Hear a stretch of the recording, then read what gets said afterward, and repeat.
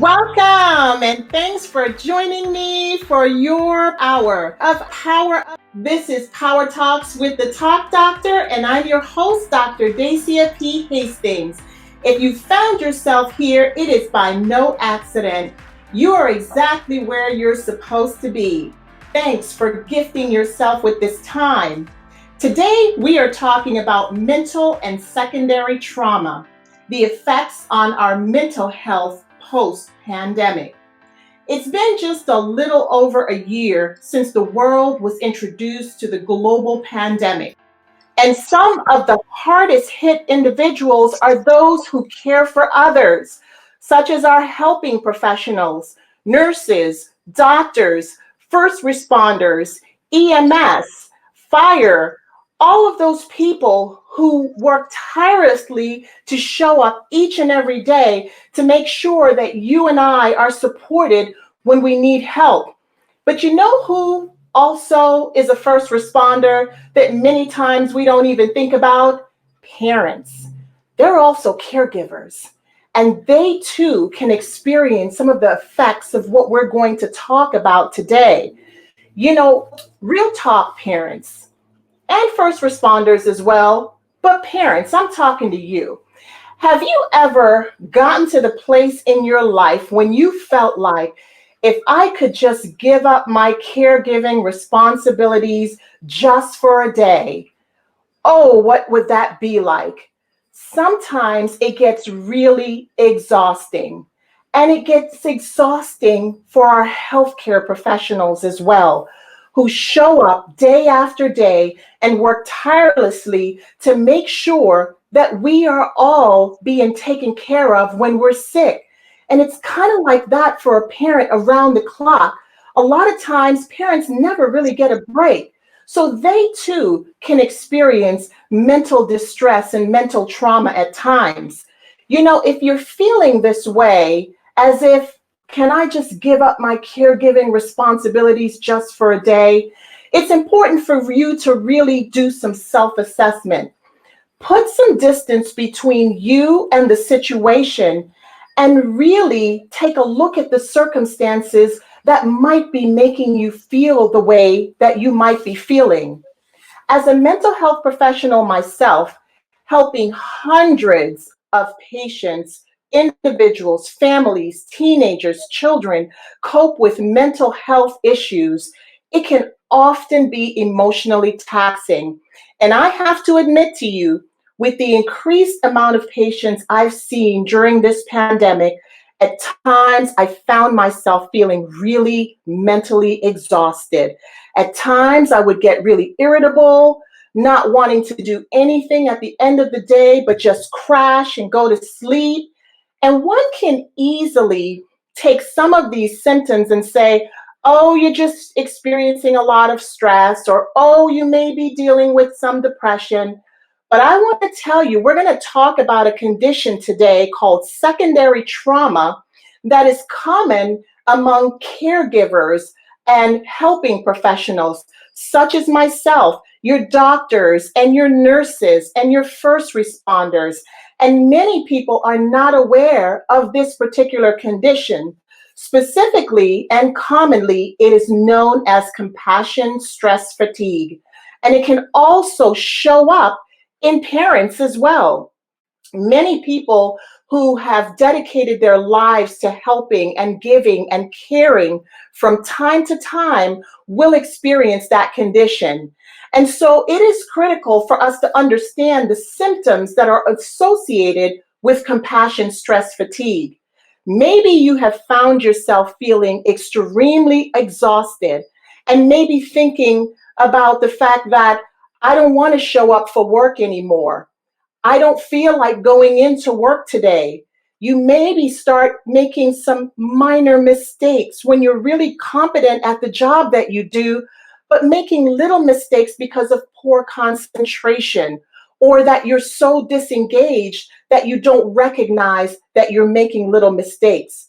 Oftentimes, people with compassion stress fatigue might start becoming irritable. So they may be irritable with their coworkers, irritable with their loved ones, maybe even irritable with somebody on the street that might say something to them and they find themselves snapping for no reason. Oftentimes, there may be a decrease in productivity. They may have appetite disturbance. They may have sleep disturbance. They may also find themselves not able to stop thinking about work and all the things that they are responsible for. You know, if this is you, you may be experiencing the adverse effects of compassion stress fatigue. That's why we thought this broadcast was so important today to bring to you and shed some light on what it's like for many helping professionals and first responders during these times when there is so much that they are responsible for with so much uncertainty. Today, I am pleased to let you know that I have a guest who's going to share her experiences with us. She is an intensive care unit travel nurse in the DC metro area. She's been a critical care nurse for over 9 years, and she has agreed to come on the show to share her experiences about the stressors that she has encountered as a critical care nurse and how she coped. Nurse Ida Lee, welcome to Power Talks with the Talk Doctor. How are you today? I'm great. How are you doing? Excellent. Thank you so much for gifting us with this time. Let's go ahead and dive right into it. For Okay. those who are wondering, please tell us, what exactly does a travel nurse do? Well, I am a travel ICU nurse in the DMV area. I've actually been in critical care for 9 years, but I've officially been a nurse for the last a little over 3 years. What we do is we travel amongst different hospitals in the DMV area, and we work in their ICUs when they need nurses, and the hospitals are, mainly short-staffed from their nurses. Awesome. That is so remarkable. So you get a lot of experiences with a lot of different environments, different hospitals, don't you? Yes, Oh, I I do. imagine so. So you've worked in ICU for over 9 years, and I imagine you've seen so much throughout your career as a nurse. What was it Mhm. like for you behind the scenes, behind those walls of overcrowded hospitals, overcrowded bed, maybe even being short staffed because maybe workers were getting sick as well from COVID? Take us behind the scenes and let us know what that was like for you. First and foremost, it was scary. Um, when you are presented with the situation of the unknown, it's fearful. There was a lot of fear in all the ICUs that I've worked in, because in the beginning, when COVID happened, we didn't know. We didn't know the extent of the virus or um, how bad it was until we started to really see it amongst our patients. There were days where we would go in and we would be short staffed, and I would take on more ICU patients than you should, because of patient safety and staff ratios. That normal RN to patient ratio is 1 to 2 in most ICUs, but when COVID hit, we were taking care of maybe 4 patients, 5 patients at a time. There was one time I went to work and I was assigned 6 ICU patients, and it was probably the scariest day of my career because it was way too much, too fast, and all in one time. So it was scary. The unknown is definitely isn't something I want to go back to. Oh my So goodness. Oh wow. yeah. That is amazing. That is so amazing.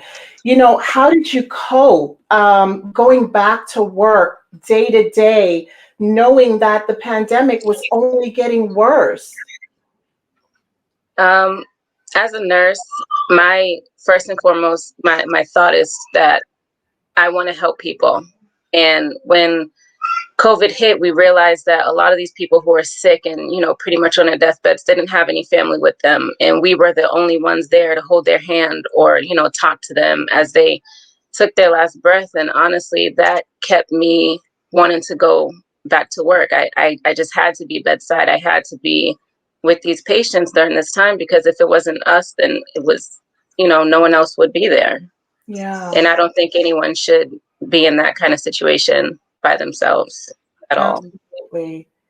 I mean, you are a true gem. I'm just listening to you and I'm just imagining what it was like, for you as a nurse and the amount of stress you were experiencing, knowing, as you said, many of these people, they couldn't have their families by their side as they take their last breath. And, what that can do to a person who is going through the death and dying stage with someone with so much uncertainty going on. I imagine that it began to take a toll on you as well. I heard you say earlier, the common ratio versus what you were dealing with 6 to 1. That's quite a bit. That's quite a bit of responsibilities with the unknown factor being there. So tell us, how did that affect your mental health? I'm not going to sugarcoat it, but it definitely it it caused a lot of emotional and mental trauma. And I still feel till this day I carry it with me. There are times when I'm home sleeping and I'm just laying in the bed, eyes wide open because I can't sleep. I still hear and see images in my head, and it I'm at a place where it's like I want to get back to normalcy when it comes to my mental state and the stress, but this isn't something you can just get past. I feel like now that everything's settling down, we still have to, nurses have to grieve, doctors have to grieve, and that's not something we do on a daily basis because we can't, there's no time. Yeah. So Yeah. yeah, Well, yeah, you said it well. You really did. And I hear you, and many of the symptoms that I mentioned before, I hear you talking about difficulty falling asleep or difficulty even staying asleep. And the idea of giving yourself time and permission to grieve is so important to your mental health and well-being. But it's so compounding because this situation is still at hand, and we've got to keep going. And it's almost like when you sign up for this, a lot of times you really don't know what can transpire in your journey as a helping professional. I want to ask you, in terms of this global pandemic, how do you think, if at all, it has changed your outlook on the profession that you're in, or even being an ICU nurse? in the beginning when all this COVID stuff happened, and because we were everyone, even from the nurses up to the higher ends, we were all in a big disarray, of not really knowing. So in the beginning when it happened, I didn't feel like we were equipped, and I feel like they were giving up on wanting to protect nurses because we were always in, like, we were hands deep, always in. We were running out of PPE, which was very scary. We were running out of help. So when we asked for help, we were just given more patients, and we were given, you know, less equipment, more patients. So it's like, in the beginning, I felt like this isn't something I think I can do. I did want to give up at one point, but I know that I couldn't, so I didn't. And I think that it's getting better. And with my profession, I still love it. I still love being a nurse. Now that I've always loved being a nurse. Yeah, yeah. What would you say keeps you going? It sounds like you're so passionate about what you do, and I love that. I love hearing that your passion is really coming through as you are sharing your story. But I wonder what keeps you going. Um, what keeps me going is my desire that I've always had to help people. I am very passionate about my work and my kids. Um, my kids think, you know, mommy is a superhero, and that's not. I try to tell them all the time that mommy's job is hard, and it is emotionally and mentally tasking, and it can drive me into a place where it can be hard, but I want to show my kids that it's possible. Even when you're in a global pandemic and you don't know, you can still be there for other people. You can still do it. That's so my babies keep me going. That's so nice. That's so wonderful. And there are probably many parents listening today, because even as parents, aside from our profession, kids look to us. They really think we're the modern day superheroes as we show up every day, despite what we might be feeling, despite our feelings of being overwhelmed and in distress, whether it's professionally or personally, we still show up. And I hear you talking about that and how wonderful that is, that you have that motivation and that desire to continue going even in this age and era of uncertainty. I wonder, what advice would you give to other health professionals? I heard you say that we don't always have a space or even an opportunity to process our grief. And many people don't often think about helping professionals from the perspective of the fact that not only are they caring for the sick, but they also lose patients as well. And there is a point in time when you do go through that grief and loss process, as if it were your own family member that you were grieving or somebody that you love. So I want to know from you, in your insight, in your wisdom, what advice would you give to other helping professionals who are in this profession and listening to us today and feeling the way that you have described, and even wondering, will there ever be an opportunity for me to check in with myself, for me to seek some help, or for me to even take some time to process what I'm feeling? What I would say is that this profession is a selfless profession, but you can't forget yourself. You have to find that time, regardless of what it is, or what it is that you have to do. But what I did is I used to work 4 to 5 days a week. Sometimes I would pull six days. I work mainly night shifts. And I do this thing now where I don't pick up anything, extra anymore. I work my 3 days and I block off in my calendar 4 or 5 days in a row where those are hard stop days for me. Those are days where I'm not going to work. I'm going to focus on myself and my family. I turn my phone off. I try to stay off social media just so I can be present, because it's important to be present. It's important to know how you're feeling. I definitely take time to understand what I'm feeling and how to navigate through those feelings. But I do take time for myself. And my advice would be for everyone, regardless of how hard it is, if it's 20 minutes in a room by yourself just to breathe, take that time. If it's 5 minutes in your car where you don't want to go in the house yet because you need to unwind, you need to take a few deep breaths, do it. If you need to walk around Target, I love Target. Whatever you need to do for you, you need to just take it and do it. And don't feel guilty about taking that time, because yes, you feel like people always need you. When you're a mom, your kids always need you. When you're a nurse, you're at work, patients always need you. But you do need yourself, so you need to take that time. And it's not selfish of you to do that. Don't feel guilty about it. It's important, because no one's going to take care of you the way you can take care of you. Awesome. Just well said. Ida Lee, it was such a pleasure. You have given us so much insight into compassion, stress, fatigue, what it's like for helping professionals, and even those who are caring for loved ones, elderly loved ones, or sick loved ones, or even the tireless job of being a parent. You have given such wonderful wisdom, such wonderful insight.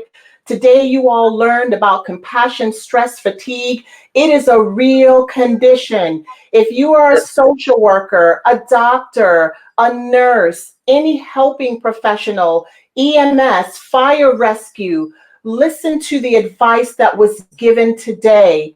It is so important for us to prioritize our mental health and recognize how important it is, because as Ida Lee said, if you don't take care of yourself, who will? I like the idea of the mask concept that was given to us on the aircraft whenever we board a plane. What do they tell us? The first person that you are supposed to take care of is yourself. Put your mask on first, because if you don't put that mask on, how else do you show up for someone else? I am so happy that you gifted us with this time, Ida Lee. It's been wonderful talking to you, hanging out with you today. I hope you're going to come back again on Power Talk with the Talk Doctor. You're so wise.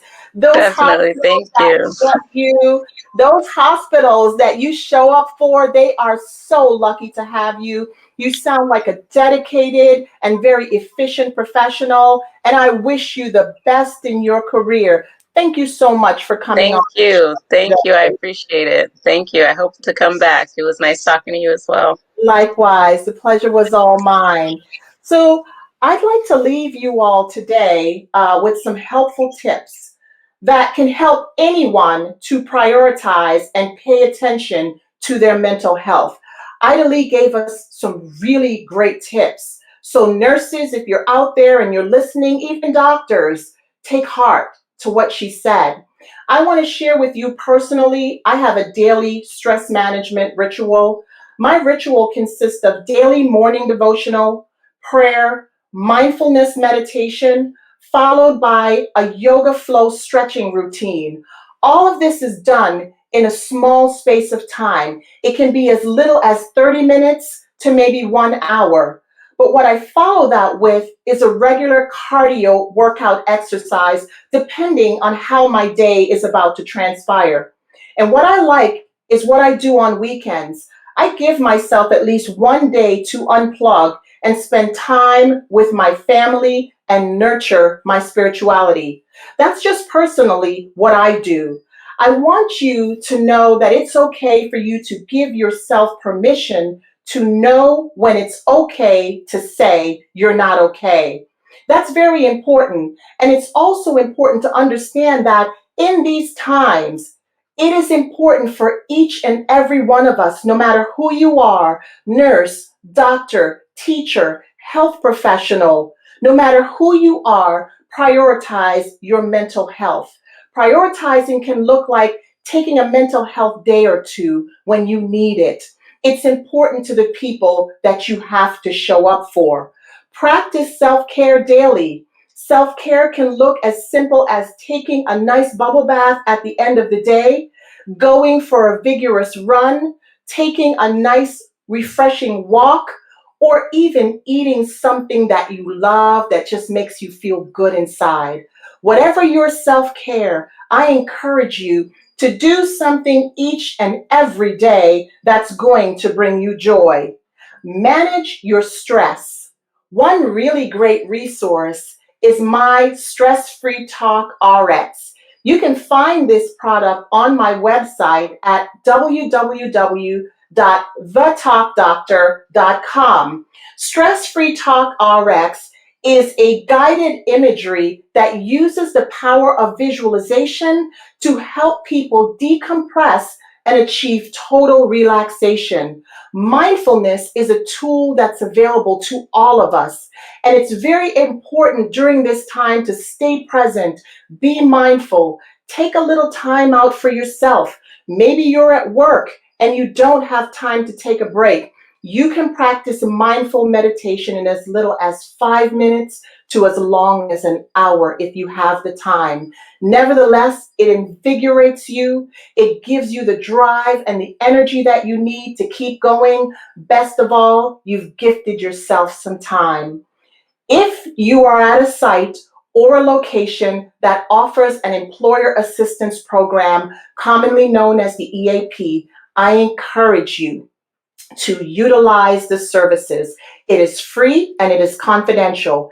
And most organizations today are offering employee assistance program to their employees to help them become more in touch with taking care of and sorting out personal issues and it is available to you and everyone in your household. So check it out.